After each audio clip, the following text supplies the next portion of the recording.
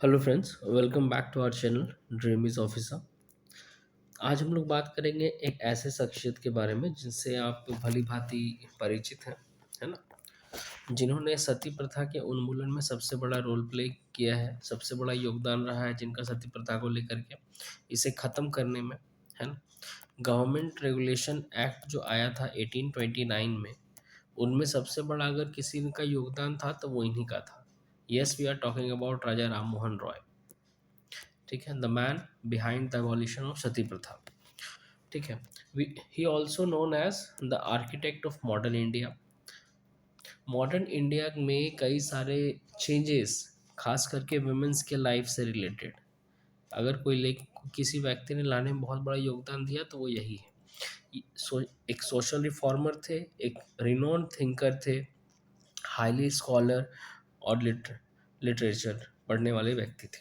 ठीक है, कई सारे भाषाओं के ज्ञाता भी थे। हम लोग आगे जानेंगे इसके बारे में। चलिए शुरू करते हैं।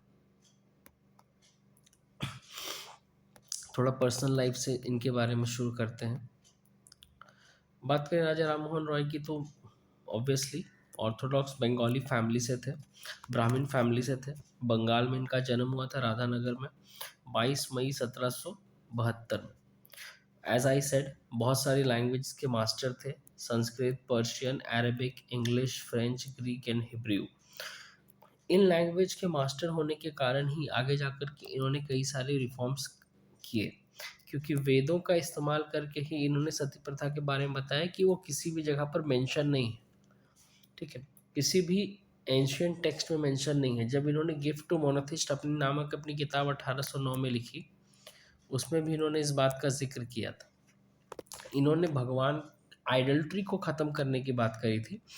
मूर्ति पूजा, किसी भी पेंटिंग या किसी भी चित्र की पूजा, उसको मना किया था। बट यस, इन्होंने ये बात जरूर कही थी कि वेदों को और उपनिषद को हमें पढ़ना चाहिए। ठीक है, क्लियर हो गया। हम पर्शियन लैंग्वेज जानते थे, अरेबिक जानते थे, इंग्लिश जानते थे। इन्होंने इंग्लिश स्कूल की भी स्थापना करी थी 1822 में। हम लोग जानेंगे इसके बारे में डिटेल में। फ्रेंच, ग्रीक, हिब्रू, इन सब के बारे में जानते थे। इम्पॉर्टेंट है, इनका नाम राम मोहन रॉय था, लेकिन इनको राजा का जो टाइटल मिला, राजा का टाइटल इनको अकबर द्वितीय ने दिया था। जब उनकी पेंशन को रोका गया था तो उन्होंने कहा था, मुगल एम्पर अकबर टू ने 1831 में जब ये इंग्लैंड जा रहे थे तो अकबर द्वितीय ने इनसे मांग की थी कि वो जाकर के अकबर द्वितीय की पेंशन की बात करें। खैर, वो हिस्ट्री का मुद्दा है, हम लोग उसको हिस्ट्री में डिस्कस करेंगे कि कैसे उनको पेंशन शुरू हुआ मुगल एम्परर्स का, कैसे उसको रोका गया एंड ऑल दैट थिंग। ठीक है, अब इन्होंने कई सारे कस्टम्स के ऊपर भी फाइट करी। सबसे इम्पोर्टेंट जो था सती प्रथा। ठीक है, एबॉलिशन ऑफ सती। राजा राम मोहन रॉय ने सती प्रथा के एबॉलिशन की शुरुआत, उसके खिलाफ कैंपेनिंग 1818 में ही शुरू कर दी थी। क्लियर। अगर आप स्पेक्ट्रम पढ़ेंगे, मैं स्पेक्ट्रम के बेसिस पे ही यहाँ पे लेक्चर्स को पढ़ा रहा हूँ। ठीक है, ये मेरे स्पेक्ट्रम सीरीज़ का लेक्चर 3 है। आप जुड़े रहेंगे तो आप धीरे धीरे जानेंगे।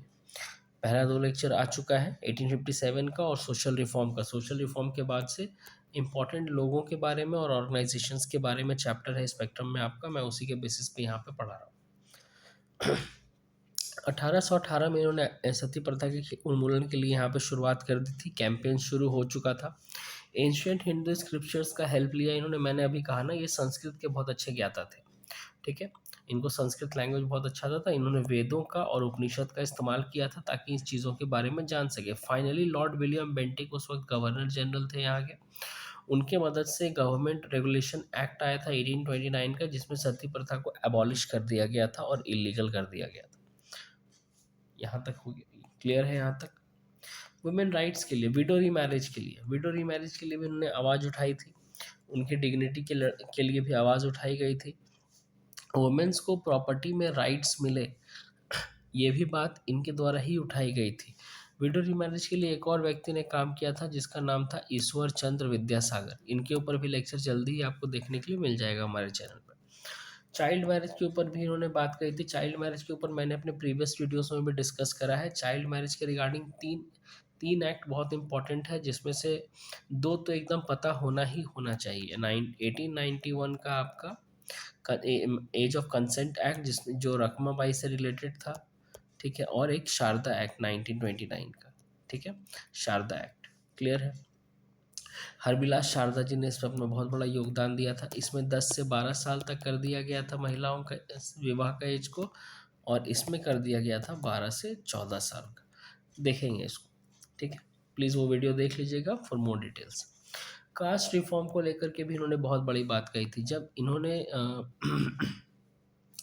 इन्होंने जब ब्रह्म समाज, पहले तो ये ब्रह्म सभा था जब इन्होंने बनाया था, ब्रह्म सभा की जब इन्होंने शुरुआत की तो इन्होंने कास्ट रिफॉर्म की बात कही। उन्होंने कास्टिज्म को पूरी तरह से मानना अस्वीकार कर दिया। 1828 में ये बनाया गया था।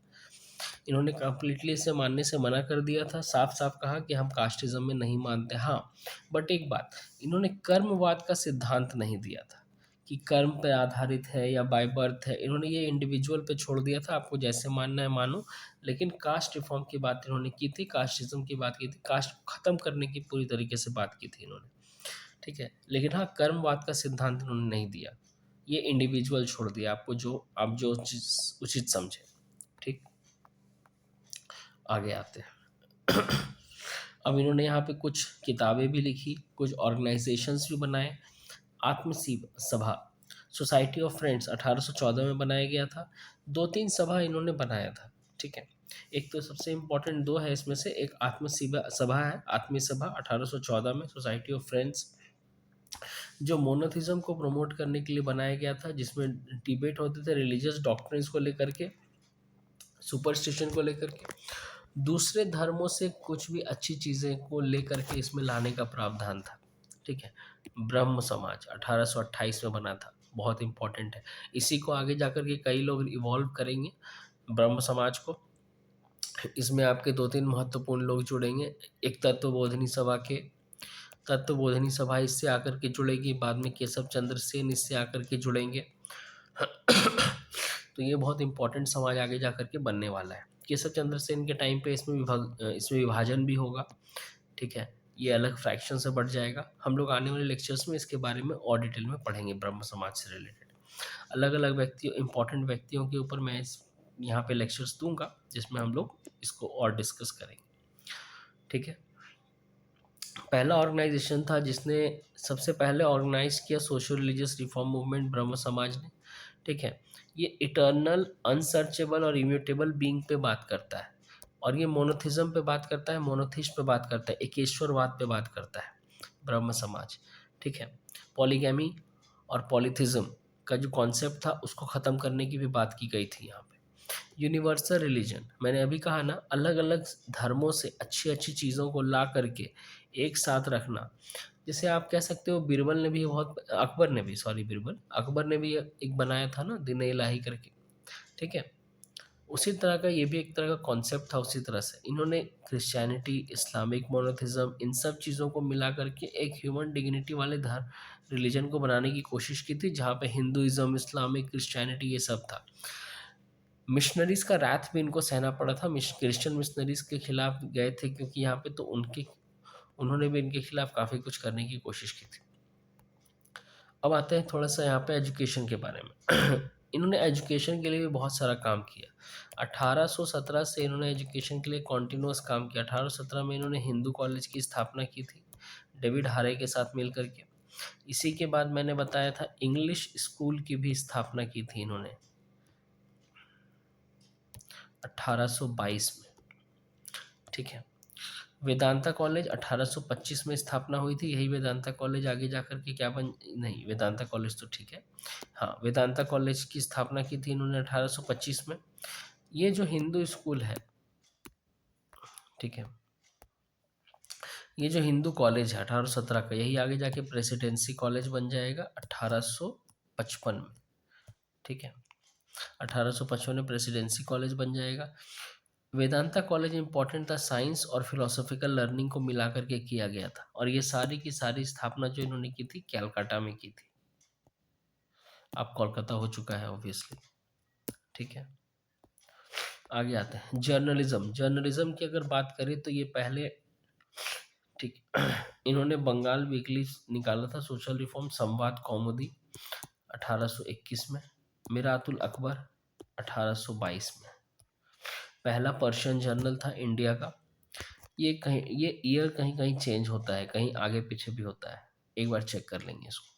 ठीक है, 1821-22, लेकिन ये श्योर है। ठीक। संवाद कौमुदी और मिरातुल अकबर निकाला गया था इनके द्वारा। ये दोनों अखबार का नाम याद रखें, यूपीएससी जनरली पूछ लेता है।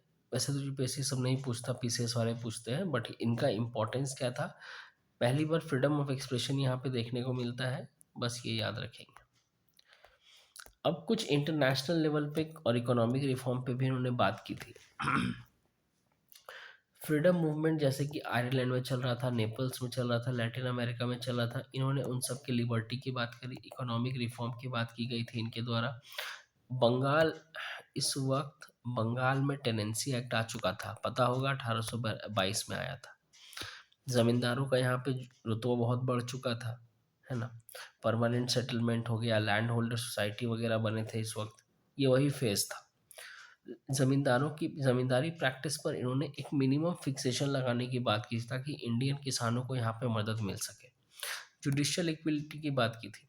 इल्बर्ट बिल विवाद आप लोग को पता होगा, नहीं पता तो आने वाले लेक्चर्स में हम लोग देखेंगे इल्बर्ट बिल विवाद।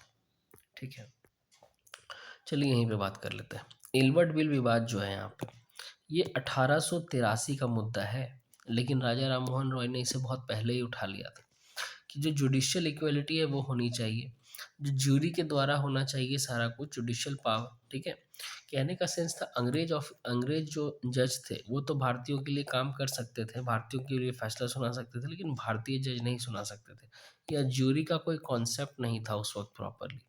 जज ने फैसला सुना दिया, और एग्जीक्यूटिव और जुडिशरी पावर्स को भी अलग करने की बात की गई थी। जो सेपरेशन ऑफ पावर्स आज हम लोग पढ़ते हैं, ये उनके द्वारा ही उसी समय बात कर लिया गया था। सोच लीजिए कितनी पुरानी है, 1837 में इनकी जबकि मृत्यु हो चुकी थी, तो ये उन्होंने बात उससे पहले ही कही है। ठीक है, 1833 में इनकी मृत्यु हो जाती है, ही डाइड। बट इनकी लेगेसीज आज भी है और बहुत इम्पोर्टेंट है। तो it's a quick revision. More over, Raja Ram Mohan Roy. For further details and for further queries, you can ask questions in the comment sections if you have any doubt regarding him, the Raja Ram Mohan Roy. Thank you. Do like, subscribe, and share.